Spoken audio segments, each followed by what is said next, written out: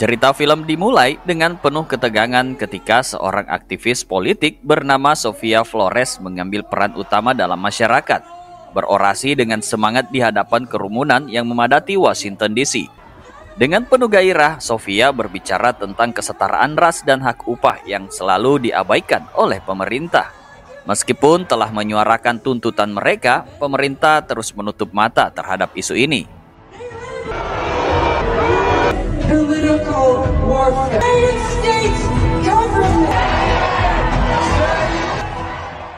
Namun malam itu segalanya berubah. Setelah berorasi, Sofia pulang dengan menggunakan layanan ojek online. Ketika tiba di depan rumahnya, tragedi mengerikan terjadi. Dia turun dari mobil dengan hati penuh kekhawatiran, tetapi takdir berkata lain. Sofia tiba-tiba tertabrak oleh sebuah mobil hingga mengakibatkan kematiannya yang tragis. Semua tampak direncanakan dengan cermat dan pertanyaannya adalah siapa yang berada di balik peristiwa mengerikan ini dan apa motif di baliknya. Selanjutnya kita akan berkenalan dengan seorang pria tua bernama Travis Block. Di pagi berikutnya setelah kematian tragis aktivis politik Sofia Flores, Travis terlihat sedang mengemudikan mobilnya menuju suatu tempat yang misterius. Dia adalah seorang anggota khusus dari agen FBI, dan saat ini dia memiliki misi yang sangat penting, membebaskan seorang agen FBI yang penyamarannya telah terbongkar. Saat itu, warga pada marah mengepung tempat di mana agen tersebut bersembunyi. Travis tiba di tempat itu dan berjanji untuk membebaskan agen Helen dari situ. Polisi yang berusaha mengendalikan situasi tampak kesulitan menghadapi warga yang membawa senjata. Kemudian, Travis melakukan aksi yang sangat cerdik. Call the local sheriff. Of course not. Thank goodness you're here.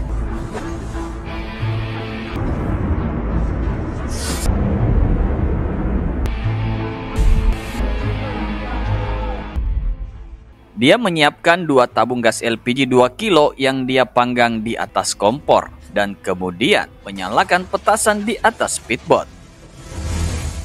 Setelah semuanya siap, Travis keluar dari tempat itu dan menunggu di dalam mobilnya.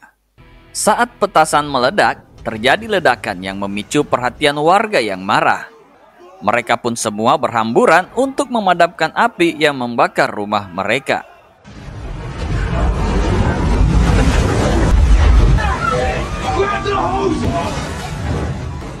Ternyata ledakan itu adalah cara Travis untuk mengalihkan perhatian para warga, memungkinkan dia untuk dengan diam-diam membebaskan agen Helen dan membawanya keluar dari tempat tersebut.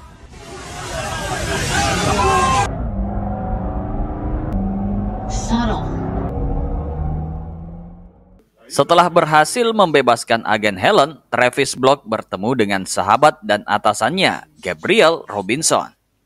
Robinson adalah orang yang memerintahkan misi penyelamatan ini, dan dia sangat bangga dengan Travis karena selalu berhasil dalam setiap tugasnya. Travis dikenal sebagai seorang perfeksionis yang selalu menjaga barang-barangnya dengan rapi dan teratur. Selain itu, Travis juga memiliki seorang cucu yang sangat dia cintai bernama Natalie. Pada keesokan harinya, Travis merayakan ulang tahun cucunya, Natalie.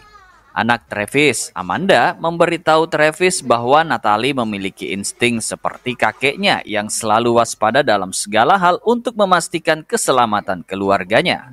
Namun Amanda tidak ingin Natalie mengikuti jejak kakeknya itu karena dia ingin anaknya bisa menikmati masa anak-anak seperti anak-anak pada umumnya. She likes me. Thank you, Gramps.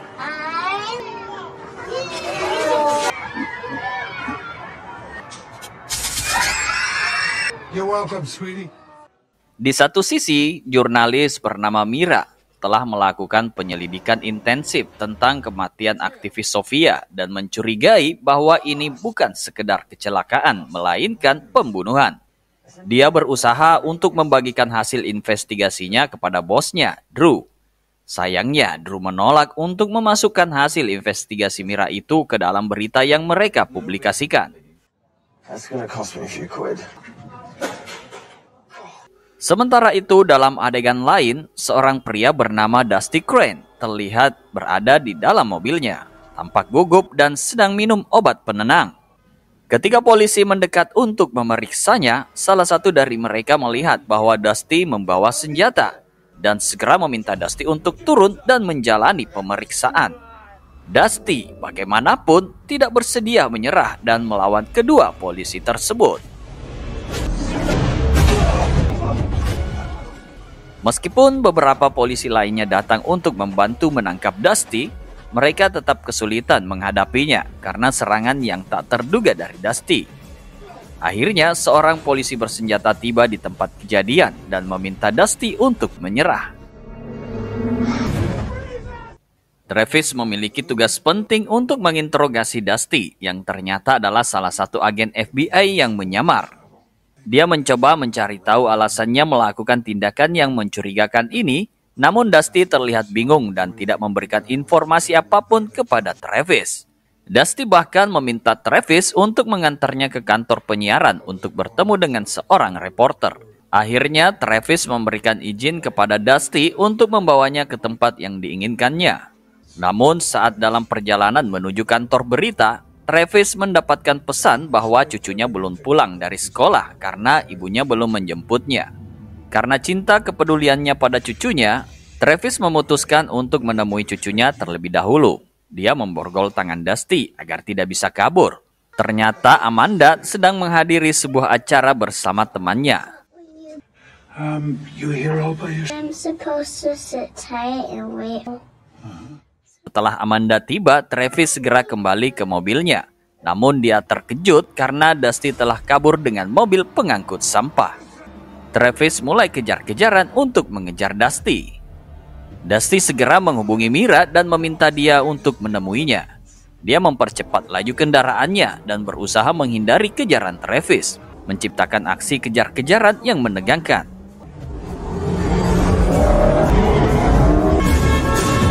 About 5 minutes.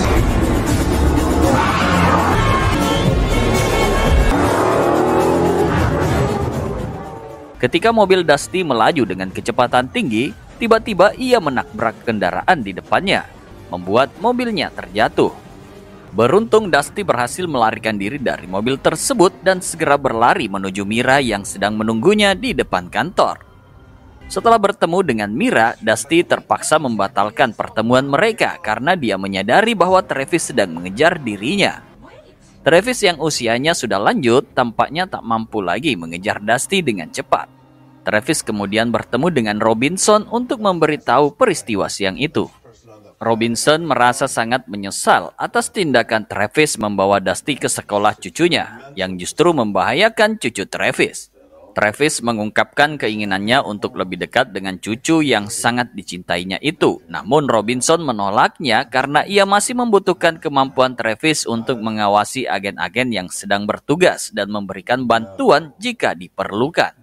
Akhirnya Robinson dan Travis mencapai kesepakatan yang unik. Jika Travis dapat membantu menangkap Dusty dan mengirimkannya ke penjara, Robinson akan mengizinkan Travis untuk lebih lama bersama cucu kesayangannya. Spend more time with your... Esok harinya, Travis memutuskan untuk memasang kamera pengawas di halaman rumah Amanda. Amanda yang melihat tindakan ayahnya itu merasa tersinggung karena ayahnya telah memasang kamera tanpa izin. Namun, Travis melakukan ini semata-mata karena keprihatinan mendalam akan keselamatan anak dan cucunya. Beberapa hari terakhir, cucunya telah merasa diawasi oleh seseorang yang tidak dikenal. Namun sayangnya Amanda justru menyalahkan ayahnya atas perilakunya yang dianggap terlalu protektif. Travis pun dengan tulus meminta maaf kepada Amanda. Amanda sangat mencintai ayahnya dan merasa sangat khawatir terhadap perubahan perilakunya yang telah diakibatkan oleh pekerjaannya yang beresiko tinggi. I'm worried about you, Dad.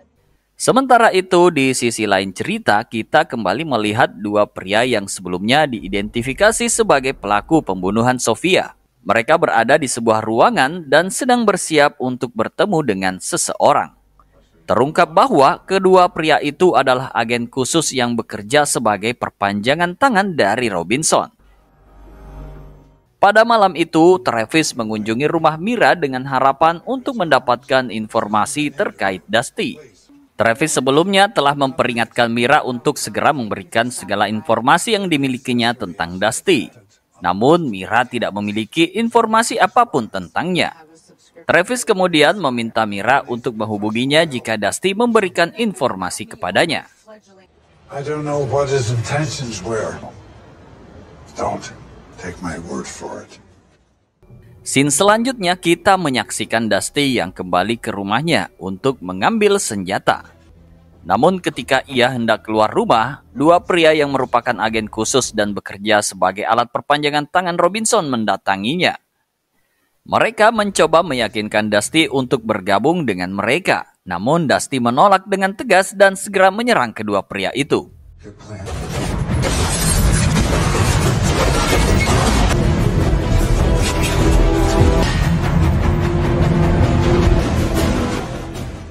Dalam pertarungan singkat, Dusty berhasil melarikan diri dari mereka dan bahkan melompat dari atap rumah.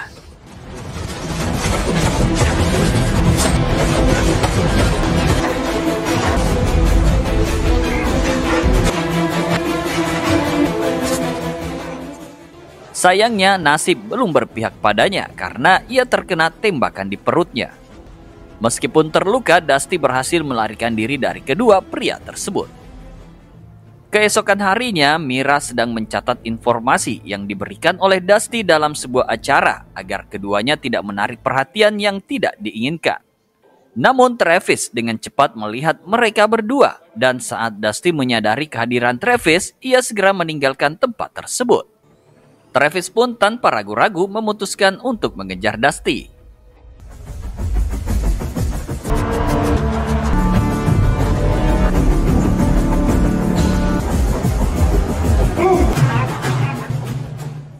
Dusty terus berusaha melarikan diri dari kejaran Travis, namun akhirnya dihentikan oleh petugas keamanan.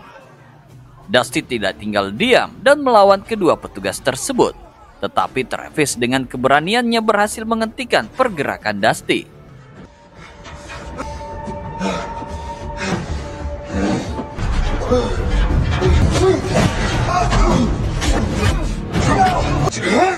I didn't send anyone, did you, Anna? You can't bullshit me!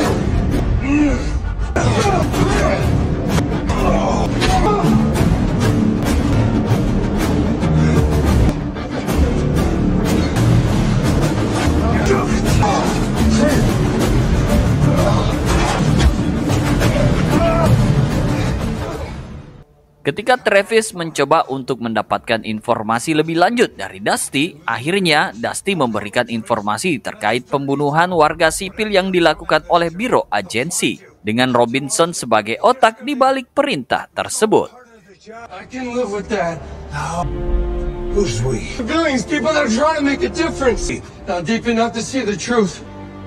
That's a serious accusation. Robinson's. Under whose orders? I'm going to prove it. Travis sangat ingin menggali lebih dalam informasi ini, tetapi Dusty dengan cepat melarikan diri. Tiba-tiba dua pria yang bekerja untuk Robinson muncul dan menembak Dusty hingga tewas di tempat. Kedua pria tersebut lalu mengambil flash disk yang berada di saku Dusty yang kemungkinan besar berisi bukti-bukti penting. Setelah kedua pria itu pergi, Travis dan Mira mendekati jenazah Dusty. Mira teringat akan bukti yang akan diberikan oleh Dusty, namun sayangnya Dusty tidak sempat memberikannya. Kehilangan Dusty meninggalkan banyak pertanyaan tak terjawab dan Travis bersama Mira harus melanjutkan perjuangan mereka untuk mengungkap kebenaran yang tersembunyi. Beberapa hari berlalu, Travis dan Mira bertemu kembali untuk membahas informasi yang diberikan oleh Dusty. Dusty sempat menyebutkan sesuatu yang disebut sebagai Operasi Unity. Namun, Mira belum memiliki gambaran yang jelas tentang apa sebenarnya operasi itu. Travis merasa bertanggung jawab untuk mengungkap rahasia di balik Operasi Unity ini. Akhirnya, Travis dan Mira memutuskan untuk menjalin kerjasama dan berbagi informasi dalam upaya mereka untuk mengungkap misteri ini. What happened to you? Sometimes the Obsessive compulsive. wasn't even 20. I served one tour in Vietnam. Kemudian, Travis menghadap Robinson untuk mengajukan pertanyaan tentang operasi Unity yang dijalankan oleh agensi mereka. Robinson kembali mengingatkan Travis akan perannya dalam membantu Travis selama ini. Tetapi Travis merasa kecewa karena merasa telah dimanfaatkan oleh Robinson hanya untuk kepentingan pribadinya. Travis akhirnya memutuskan untuk mengakhiri kerjasamanya dengan Robinson yang membuat Robinson merasa khawatir akan kepergian dari Travis. Count me out, Gabriel. Pada hari yang sama, Mira sangat terkejut melihat hasil jurnalistiknya telah diterbitkan, tetapi dengan nama penulis yang diganti. Bosnya, Drew, tiba-tiba menggantikan nama Mira sebagai penulis berita tersebut. Mira merasa marah dan kecewa terhadap bosnya karena tindakan curang ini. Dan dia pun langsung menghadap bosnya untuk mempertanyakan motif di balik perbuatan tersebut.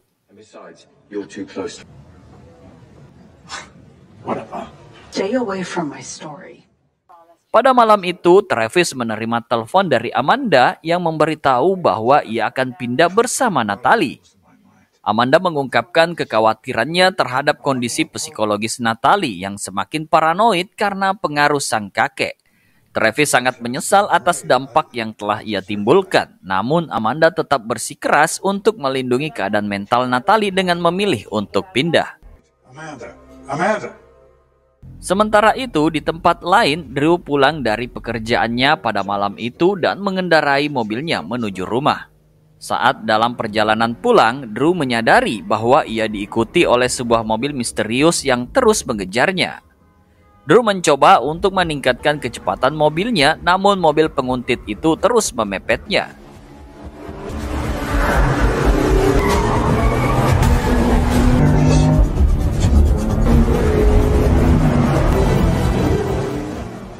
Drew panik dan berusaha menghubungi 911, tetapi tiba-tiba teleponnya ditutup secara misterius. Drew terus berusaha melarikan diri memacu mobilnya dengan kecepatan tinggi. Namun sayangnya kecelakaan tak terhindarkan. Saat mobil Drew terlibat dalam kecelakaan, dua pria yang menguntitnya turun dari mobil mereka.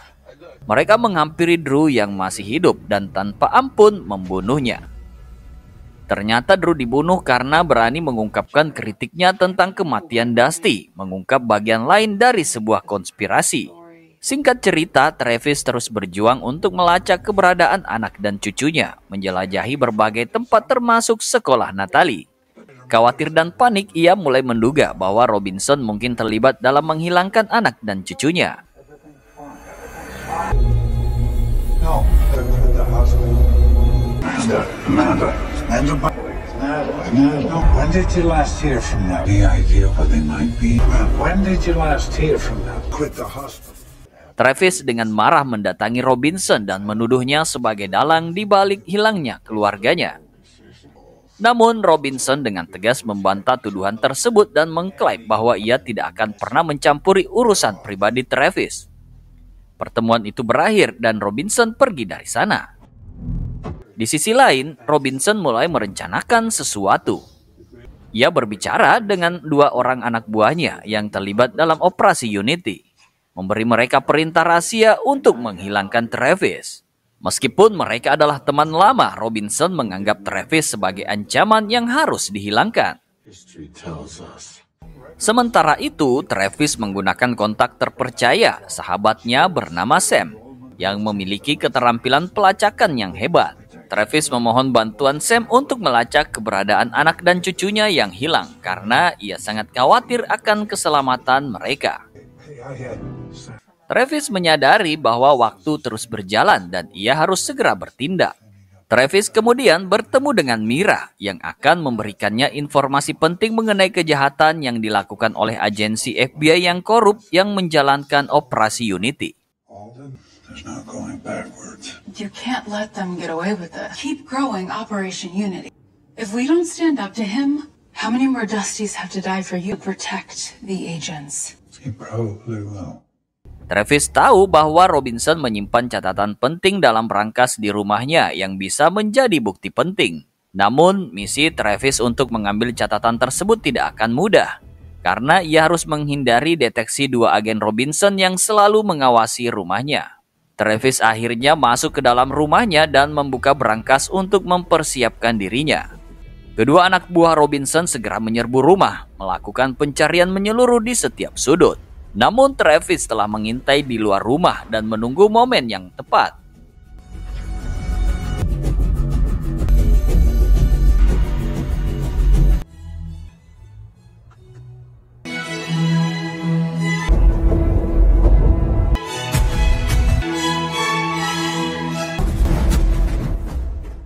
Dengan taktik cerdik, ia meledakkan mobil milik anak buah Robinson untuk menghalangi upaya pengejaran mereka. Setelah itu, Travis menemui Robinson dan memberitahunya tentang peristiwa yang terjadi di rumahnya. Travis merasa yakin bahwa ia menjadi target dari operasi Unity. Dengan tekad yang kuat, ia memaksa Robinson untuk menyerahkan semua berkas terkait operasi tersebut. Meskipun dengan enggan, Robinson akhirnya menyerahkan berkas-berkas tersebut kepada Travis. Travis segera memeriksa berkas-berkas itu, mencari petunjuk yang dapat membantunya. Tiba-tiba, Robinson melarikan diri dari tempat itu dan bertemu dengan anak buahnya yang telah bersiap di luar rumah untuk menjalankan misi membunuh Travis. Travis yang cerdik segera merencanakan strategi untuk melawan anak buah Robinson. Ia mematikan listrik di dalam rumah dan menciptakan kegelapan yang membingungkan. Anak buah Robinson memasuki rumah tanpa mengetahui perubahan dramatis dalam situasi. Akhirnya terjadilah aksi tembak-tembakan yang intens di dalam rumah dengan Travis melawan anak buah Robinson.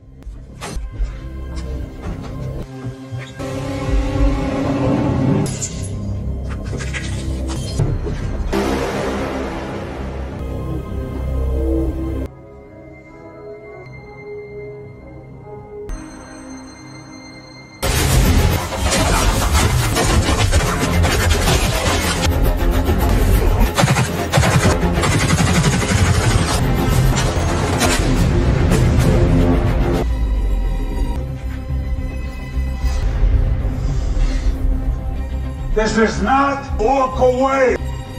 I recommend we just take it. Travis berusaha memberikan peringatan terakhir kepada kedua pria itu, mencoba membuat mereka menyadari bahwa mereka hanya dimanfaatkan oleh Robinson. Namun kedua pria itu tidak mendengarkan kata-kata Travis, sehingga Travis terpaksa melawan mereka satu persatu.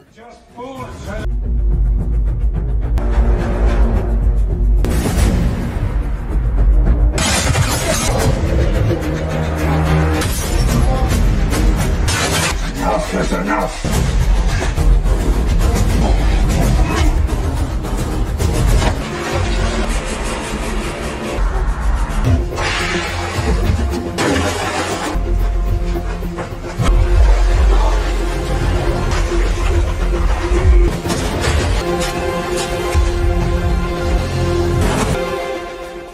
Ketika melihat bahwa anak buah Robinson masih bertahan dan berusaha melawan, Travis mengambil langkah ekstrim terakhir dengan menghadapi mereka secara langsung dan menggunakan alat setrum listrik hingga keduanya tewas.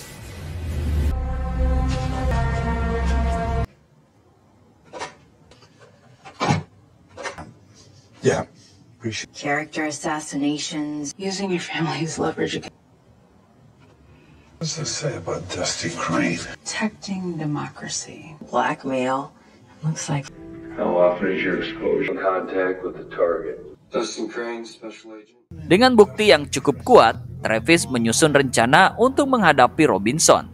Travis menyamar sebagai supir pribadi Robinson dan memintanya untuk mengakui semua kejahatan yang terkait dengan operasi Unity. Namun Robinson dengan keras kepala menolak dan segera keluar dari mobil. Secret operation. Dengan keahliannya, Travis berhasil menangkap Robinson dan menyerahkannya kepada pihak berwajib. Robinson akan dijebloskan ke dalam penjara sebagai akibat perbuatannya. You wanna put a bullet in your old friend? Travis yang lega dan bersyukur akhirnya bertanya tentang keberadaan keluarganya. Setelah mengetahui berita tentang anak dan cucunya, Travis segera menuju tempat mereka berada. Mereka akhirnya berkumpul kembali dan bersiap memulai kehidupan baru sebagai keluarga yang bahagia.